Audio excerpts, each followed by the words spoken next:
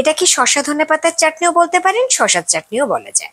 এই হচ্ছে আজকে আমার শসার চাটনি। যে কোনো ব্রত পালনের দিনে বা উপবাসের দিনে আপনারা এটা খেতে পারবেন। সবাইকে স্বাগত জানাই সৌমির ভালোবাসায়। আজকে আমি দেখাবো ব্রত বা উপবাসের দিনে খেতে পারবেন এরকম এক অসাধারণ স্বাদের চাটনি, শসা ধনেপাতার চাটনি বা শসার চাটনি।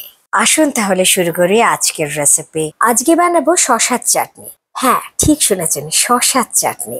এই শসার চাটনিটা বানাবার জন্য আমি এরকম সাইজের দুটো শসা নিয়েছি। প্রথমে শসাটা একটু খোসাটা ভালো করে ছাড়িয়ে নিয়ে আজকে আমি যে শসার চাটনিটা দেখাচ্ছি এটা যে কোনো ব্রত বা উপবাসের দিনে আপনারা খেতে পারেন।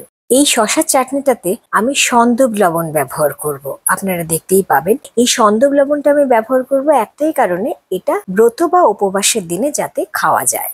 দুটো শসার খোসাটা ছাড়িয়ে নিই, শসাটাকে এভাবে আমি টুকরো করে নিচ্ছি। এখানে আমি এরকম ছোট সাইজের শসা নিয়েছি বলে দুটো নিয়েছি। যদি শসাগুলো সাইজ বড় হয় তাহলে একটাও নিতে পারেন।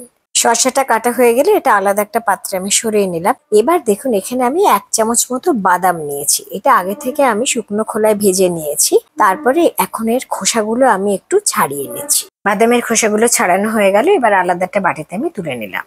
এবার শসার চাটনিটা বানাবার জন্য প্রথমে এই দুটো শসা যেটাকে আমি টুকরো করে রেখেছি সেটা আগে মিক্সির জারের মধ্যে আমি নিয়ে নিলাম। এখানে একটা 1/2 ইঞ্চি আদা টুকরো করে নিয়েছি, সেটা দিলাম, আর দুটো কাঁচা লঙ্কা দিয়ে দিচ্ছি। তবে কাঁচা লঙ্কাটা আপনাদের স্বাদ মতো দেবেন।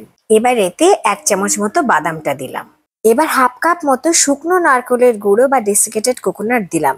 আপনাদের কাছে ফ্রেশ নারকেল যদি থাকে সেই নারকেল কোড়াটাও দিতে পারেন, খুব ভালো হয় তাতে। এবার 1 মুঠো ধনেপাতা দিলাম, মানে 50 গ্রাম মতো ধনেপাতা দিলাম। এখানে দেখুন একটা পাতিলেবু আমি 2 টুকরো করে কেটে রেখেছি। এবার এই পুরো পাতিলেবুর রসটাই আমি এর মধ্যে দিয়ে দিচ্ছি।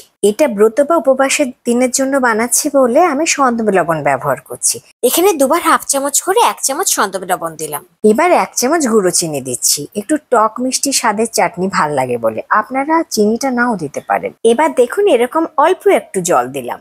একসাথে খুব বেশি জল দেবেন না। এবার এটা মিক্সিতে বেটে নিচ্ছি বা পেস্ট করে নিচ্ছি।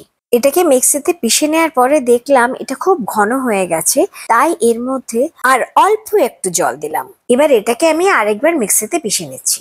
দ্বিতীয়বার মিক্সিতে ঘুরিয়ে নেওয়ার পরে আর একটু জল মিশিয়ে দেখুন কি সুন্দর হয়েছে আমার এই শসার চাটনিটা। এই ঘনত্বটাই দরকার। এই হচ্ছে আজকে আমার শসার চাটনি। হ্যাঁ, যে কোনো উপবাসের দিনে বা ব্রত পালনের দিনে এটা আপনারা খেতে পারবেন। কি সুন্দর হয়েছে দেখুন চাটনিটা। এবার এই চাটনিটা আমি একটা কাঁচের পাত্রে ঢেলে নিচ্ছি। এটা আপনারা ফ্রিজে বেশ কয়েকদিন রেখেও খেতে পারবেন।